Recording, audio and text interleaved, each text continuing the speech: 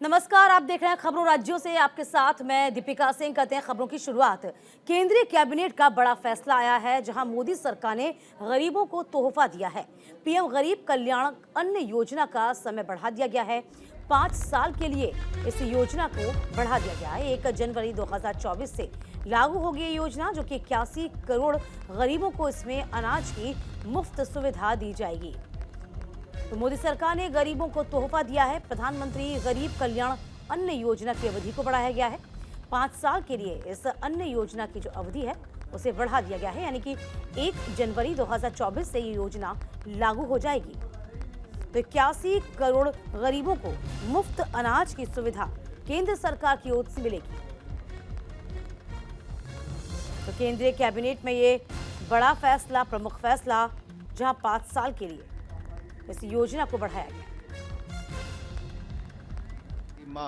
जैसा आप सबको ज्ञात है कि पिछले 5 वर्षों में लगभग 13.5 करोड़ भारतीय गरीबी रेखा से बाहर आए, जो अपने आप में एक बहुत बड़ी उपलब्धि मोदी सरकार की कार्यक्रम और नीतियों की है। इसी तरह से ही कोविड-19 पैंडेमिक के समय प्रधानमंत्री गरीब कल्याण अन्न योजना लाई गई थी। अब कल निर्णय किया गया है कि इस योजना को 1 जनवरी 2024 से अगले 5 वर्षों के लिए बढ़ा दिया जाएगा। देश में जितने चिन्हित परिवार हैं, उन परिवार के सदस्यों को प्रति माह 5 किलो खाद्यान्न मिलेगा। ये 81 करोड़ भारतीयों को इससे लाभ मिलता है। कुल मिलाकर अगले 5 वर्षों में 11,80,000 करोड़ रुपए का खर्च भारत सरकार करेगी। हमारे सभी श्रमिकों को जो देश के अलग अलग कोनों में जाते हैं, उनको one nation one ration card Odisha के केंद्रापाड़ा में पेंशन मामले में हाईकोर्ट ने वृद्धा के पक्ष में फैसला सुनाया, जिससे 46 साल की कानूनी लड़ाई खत्म हो गई है। कोर्ट ने फैसला सुनाते हुए कहा कि वृद्धा को मृत पति की पेंशन मिलेगी। हाईकोर्ट ने उम्मा को अगले 2 महीने के भीतर सभी लाभों का भुगतान करने का आदेश दिया है। आपको बता दें कि वृद्धा के पति बेनुधर साहू दुहरिया रत्नाकर केएमई स्कूल में काम करते थे।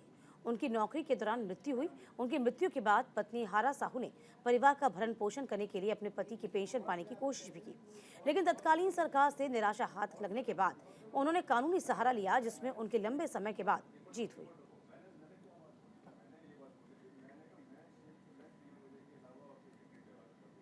इधर पुरी के नीमापाड़ा में चलते स्कूल बस में ब्रेक से तेज धुआं निकलने लगा, जिससे बच्चों में अफरा तफरी मची। ड्राइवर ने बस को रोककर सूझबूझ दिखाई और स्कूली बच्चों को बस से बाहर निकाल लिया। इसके बाद अग्निशमन विभाग मौके पर पहुंचा। आपको बता दें कि ड्राइवर के सूझबूझ से बस में सवार 15 से अधिक छात्र बड़े हादसे का शिकार होने से बाल बाल बचे। स्थानीय लोगों का अनुमान था कि बस में अग्निशमन उपकरण नहीं होने के कारण यह हादसा हुआ।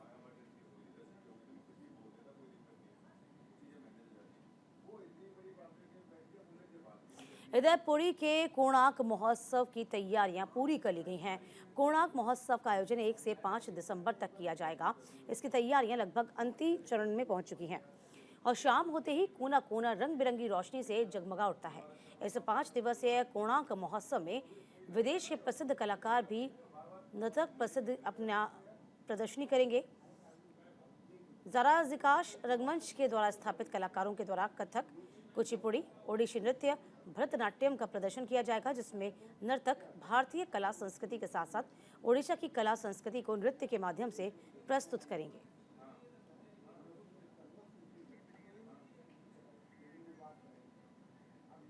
अमरेली के जाफराबाद के लुनसापुर गांव में सिंडिकेट्स कंपनी में 2 शेर घुस गए। शेरों को देखकर पूरी कंपनी में ही अफरा तफरी मच गई।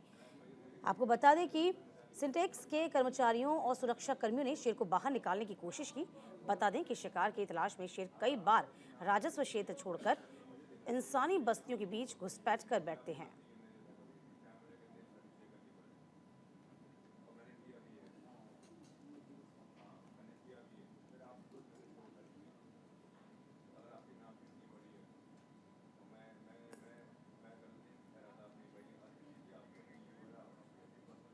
इधर सूरत के सचिन इलाके में केमिकल बनाने वाले ईथर इंडस्ट्रीज के स्टोरेज टैंक में भीषण विस्फोट हुआ था। आग लगने के बाद स्टाफ में भगदड़ मची। घटना की खबर मिलने के बाद ही दमकल की 3 गाड़ियां मौके पर पहुंची। इस आग में 24 कर्मी झुलसे हैं। उन्हें इलाज के लिए अस्पताल में भर्ती करा दिया गया। बता दें कि आग पर काबू पा लिया गया है और अब कूलिंग ऑपरेशन चल रहा है।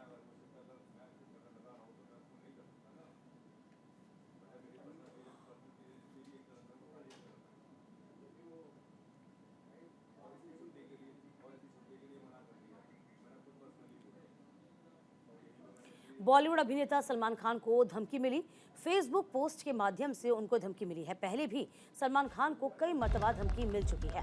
तो एक बार फिर आपको बता दें कि बॉलीवुड अभिनेता सलमान खान को धमकी मिली है। तो फेसबुक पोस्ट के माध्यम से धमकी सलमान खान को मिली है। इससे पहले भी आपको बता दें कि सलमान खान को कई मर्तबा लॉरेंस बिश्नोई गैंग की ओर से धमकी मिल चुकी है और एक बार फिर से धमकी किसने दी है इसका फिलहाल पता नहीं लगा है। फेसबुक पोस्ट के माध्यम से ये धमकी मिली है।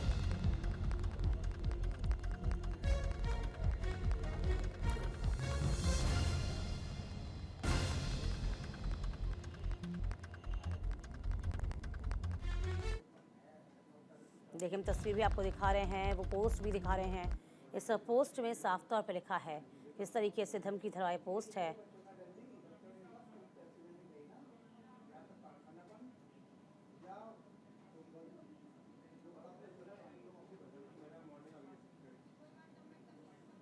तो उससे पहले आपको बता दें कि लॉरेंस बिश्नोई गैंग ने भी कई मर्तबा धमकी दी है और सिक्योरिटी भी यहां पर सलमान खान को मिल चुकी है। फिलहाल ये एक और पोस्ट जारी हुआ है जहां इस पोस्ट के माध्यम से बॉलीवुड अभिनेता सलमान खान को धमकी एक बार फिर से मिली।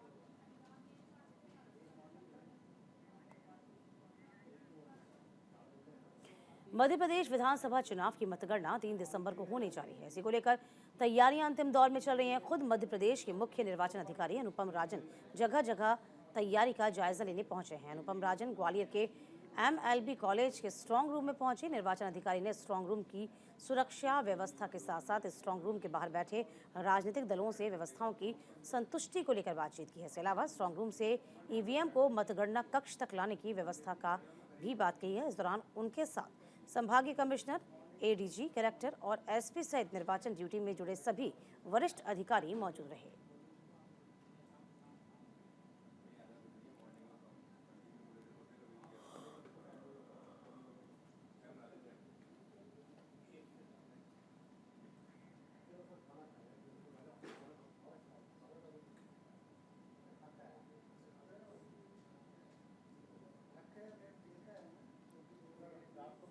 इधर यूपी के मऊ में बदमाशों के हौसले बुलंद हो गए हैं। पूर्व प्रधान के पोते की गोली मारकर हत्या हो गई है। शादी समारोह से लौट रहा था युवक। देर रात बदमाशों ने इस घटना को अंजाम दिया। पुलिस शव को पोस्टमार्टम के लिए भेजा है। चिरैया कोट थाना क्षेत्र के असलपुरा गांव की एक घटना बताई जा रही है। बड़ी खबर आपको बता रहे हैं, पूर्व प्रधान के पोते की गोली मारकर हत्या कर दी गई है। शादी समारोह से युवक लौट रहा था।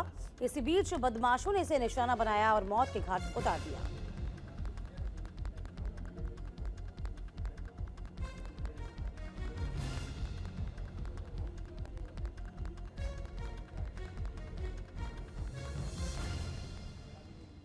तो पूर्व प्रधान के पोते की गोली मारकर हत्या हुई है। शादी समारोह से लौट रहा था युवक। जहां देर रात बदमाशों ने घटना को अंजाम दिया। पुलिस ने शव को पोस्टमार्टम के लिए भेजा। यूपी के मऊ में बदमाशों के हौसले कितने बुलंद हैं, इसकी वानगी सामने आई है। मऊ में जहां पूर्व प्रधान के पोते की गोली मारकर हत्या कर दी गई है।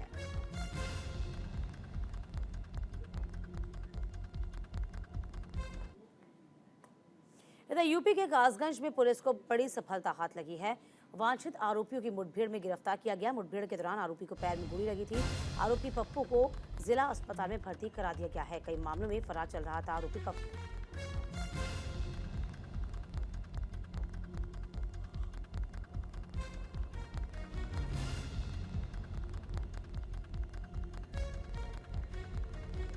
तो आरोपी पप्पू को जिला अस्पताल में भर्ती करा दिया गया है।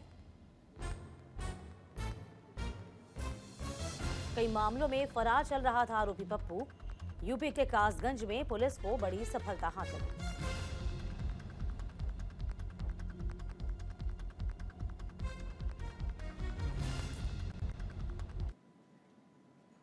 इधर यूपी के आगरा में तेज रफ्तार का कहर देखने को मिला है। अज्ञात वाहन ने बाइक को रौंद दिया है। हादसे में 3 बाइक सवारों की मौत हो गई। घटना की सूचना से परिवार में हड़कंप मच गया है। पुलिस ने शव को पोस्टमार्टम के लिए भेजा है। पुलिस फरार अज्ञात वाहन चालन की तलाश में जुट गई है। तो अज्ञात वाहन जो चालक था उसको तलाश किया जा रहा है। किसने टक्कर मारी है इसकी पड़ताल की जा रही है। हालांकि 3 बाइक सवारों की मौत इस हादसे में हो गई है।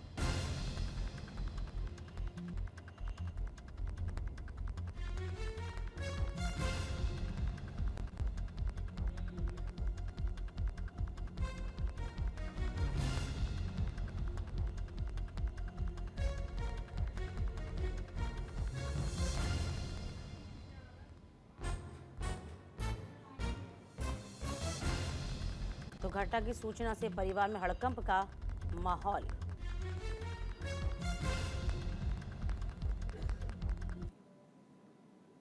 इधर कोलकाता में बीजेपी की बड़ी रैली होनी है। अमित शाह ने जनसभा को संबोधित भी किया। ममता सरकार पर अमित शाह का जोरदार हमला देखने को मिला। बंगाल में अगली सरकार बीजेपी की होगी, अमित शाह ने खुले तौर पर कहा।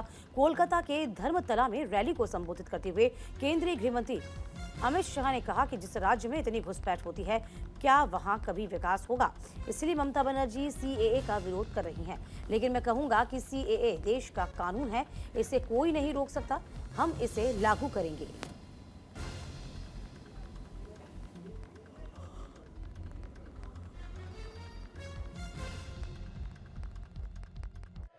आसाम की जनता ने भाजपा सरकार बना दी।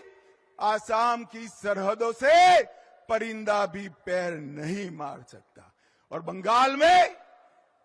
बंगाल में सोशल मीडिया पर कोई रख रहा है कि अगर घुसपैठ कर आए हो और आधार कार्ड चाहिए, वोटर कार्ड चाहिए, तो इस नंबर पर संपर्क करिए।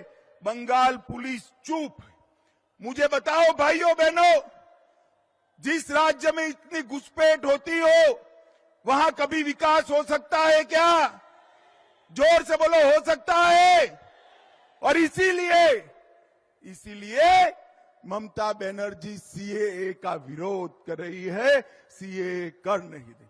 मगर मैं आज इस सभा में कहकर जाता हूं, ममता दीदी, सीएए देश का कानून है, इसको कोई रोक नहीं सकता और हम सीएए को लागू कर रहेंगे। इधर चिन्याली सोड़ अस्पताल पहुंचे हैं सीएम पुष्कर सिंह धामी। सुरंग से निकाले गए श्रमिकों से मिले हैं धामी। सीएम धामी ने मजदूरों को राहत राशि भी वितरित की है। सभी मजदूरों को 1-1 लाख का चेक वितरित किया गया। आपको बता दें, सीएम धामी ने सभी को 1-1 लाख रुपए की राशि का चेक सौंपा। कुशल क्षेम पूछा।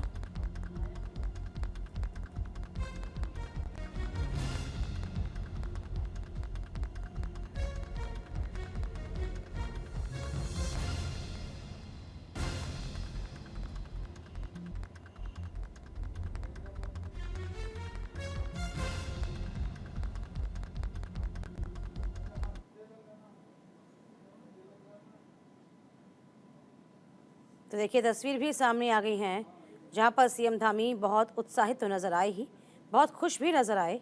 इसी के साथ आपको बता दें, उन्होंने सभी को शुभकामनाएं भी दी।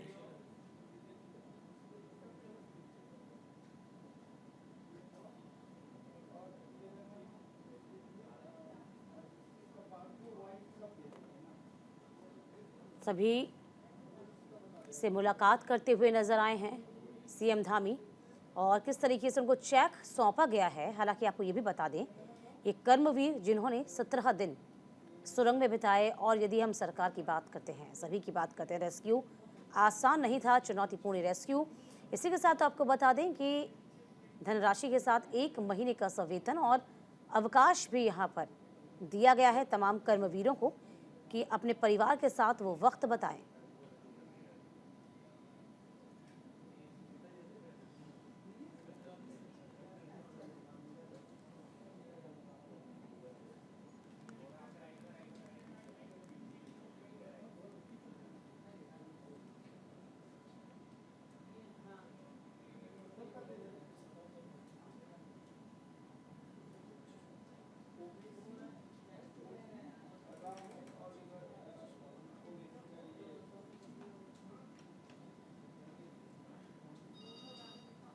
तो चिन्यालीसोड़ अस्पताल से ऋषिकेश लाए गए मजदूर और सभी मजदूरों को ऋषिकेश एम्स लाया गया है, जहां एम्स में मजदूरों का मेडिकल चेकअप किया जा रहा है। तो फिलहाल आपको बता दें, चिन्यालीसोड़ से अस्पताल से ऋषिकेश चिनूक से लाए गए तमाम मजदूर और इसी के साथ देखिए सभी कर्मवीरों का एम्स में मेडिकल चेकअप होगा, क्योंकि 17 दिन वह सुरंग में फंसे हुए थे।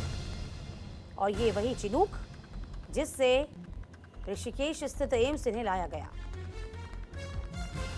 चिन्यालीसोड़ से चिनूक के जरिए उड़ान भरी और अब ऋषिकेश एम्स में उनका मेडिकल ट्रीटमेंट इस वक्त चल रहा है।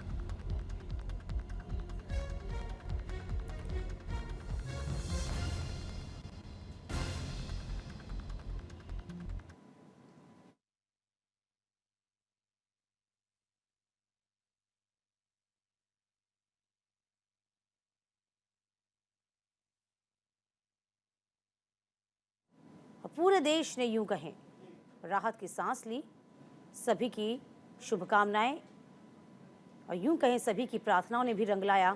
जिस तरीके से उस रेस्क्यू ऑपरेशन ने अंजाम लिया, सभी ने इसकी तारीफ भी करी। तो देखिए सीएम धामी ने न सिर्फ कर्मवीरों से मुलाकात की है, एनडीआरएफ, एसडीआरएफ और राहत बचाव में जितनी भी टीमें लगी थी सभी से उन्होंने मुलाकात की।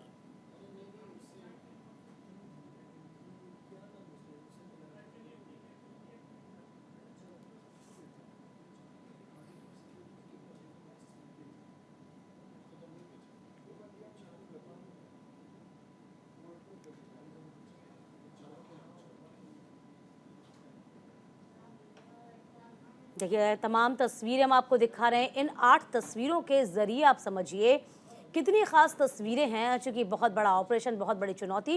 लखीमपुर से ये तस्वीर दिखा रहे हैं यूपी के। इसी के साथ साथ वाराणसी की तस्वीर भी सामने आई है, आपको दिखा रहे हैं अलग अलग जगह की तस्वीर, जिसमें बिहार की तस्वीर भी सामने है, रांची की तस्वीर भी है। सभी जगह देखिए हर्षोल्लास का माहौल था।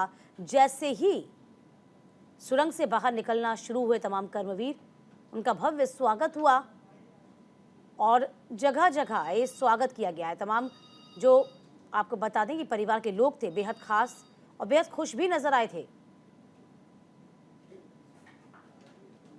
देखिए जगह जगह आपको बता दें कि कर्मवीरों के जो परिवारजन थे कितने खुश थे। उनके घरों की तस्वीरें भी आपको साझा कर रहे हैं, जहां पर बेहद खुशी का माहौल नजर आया। और बहुत बड़ी बात थी, क्योंकि निकलना उस वक्त असंभव लग रहा था, लेकिन किसी ने हार नहीं मानी।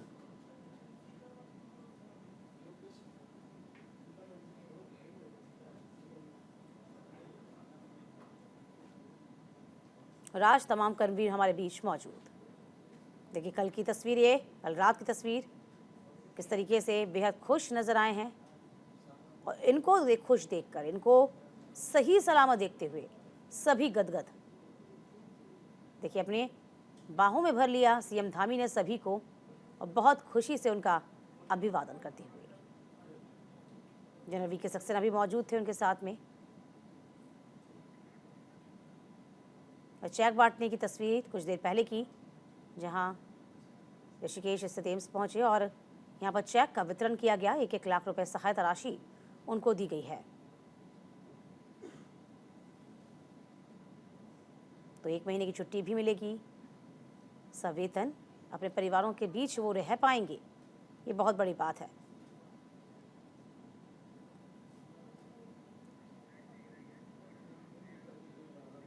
चलिए बढ़ते हैं आगे।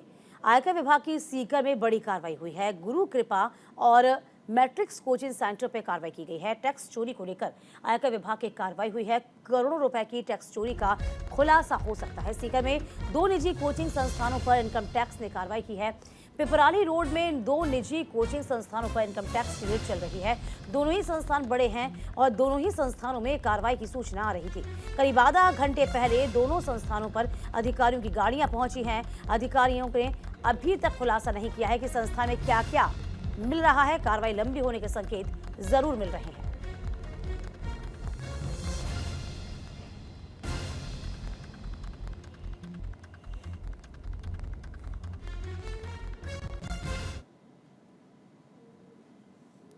करोड़ों रुपए के टैक्स चोरी का आरोप लगा है। तस्वीर जरा आप देखिए, आयकर विभाग की बड़ी कार्रवाई इस वक्त चल रही सीकर में, राजस्थान के या गुरु कृपा और मैट्रिक्स कोचिंग सेंटर पे कार्रवाई। और इसी के साथ इस बुलेटिन में अभी के लिए बस इतना ही। वक्त छोटे से ब्रेक का हुआ है, फौरन लौटेंगे, आप कहीं मत जाइएगा।